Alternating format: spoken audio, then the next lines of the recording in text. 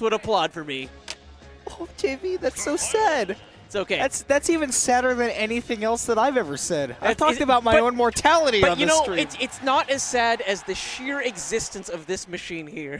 The fact that it exists at all. What does the music note do? I've got to know. Maybe we'll find out after game 1 here.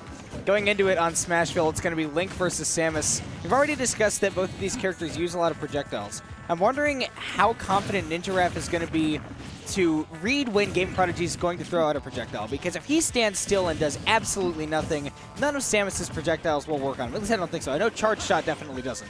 So if he can read GameProdigy shooting that Charge Shot, he can just stand there and it'll bounce off of his shield because whatever, I'm Link. And you're noticing that Ninjaraf doesn't really want to play the full-on Cold War-esque zoning game, right? We're just building up the arsenal. He wants to play it a bit more aggressively, and it actually costs him there. GameProd, a great aerial to go and take that first stock, sniping away the jump. And connecting that charge shot there early in the stock, I think that's definitely a good idea there for racking up damage. Now, one thing that Link is going to struggle with is that he's kind of floaty as a character and mid-weight. And he's going to have a lot of difficulty getting out of some of the Samus combos because she has a lot of 50-50s. A lot of them come off of the up airs and up throws. So we'll see how Ninjaraf deals with it. It's a very awkward thing. That forward smash coming out, I think the fastest in the game, if not one of the fastest, frame 10. So GameProdigy will find a lot of use out of that. And this is looking very tough for Ninjaraf.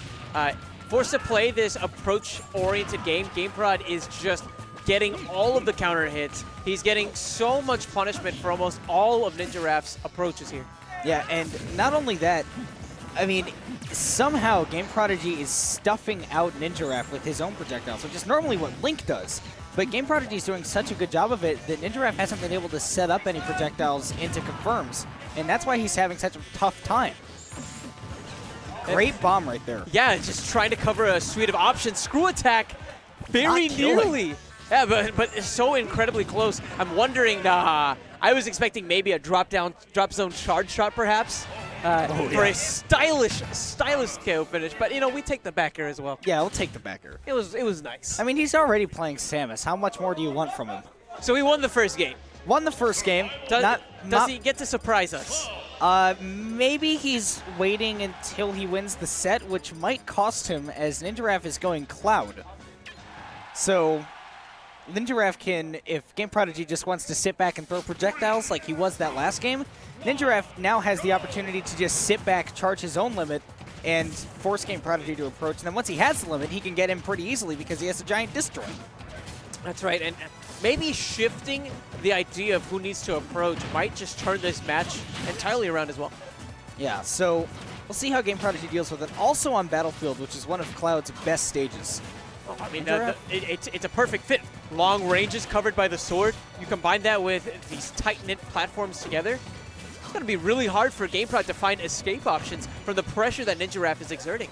On a stage like Battlefield, the GameProdigy's game is going to have to switch from more stuffing people out into a more punish-oriented game.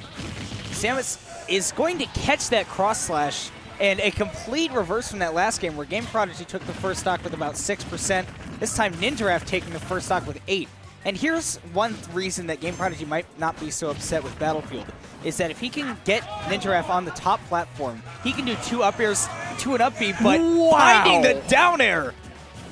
GameProdigy back into this game. And like you said, he can start up the up air sequences using these platforms to get a very early KO potentially. But here's Ninjaraf again with the pressure. In this corner, we saw GameProd fall victim to the cross slash previously, but now he's getting out of it and starting to rack up a great deal of damage on his own.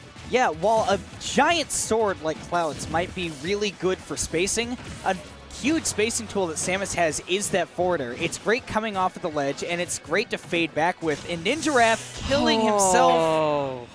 I hope GameProdigy doesn't pull out the surprise, because that would be a little bit rude. He's pulling out the surprise, but you can't see it. Yeah, you gotta see it at all. He's gently caressing his bag of popcorn.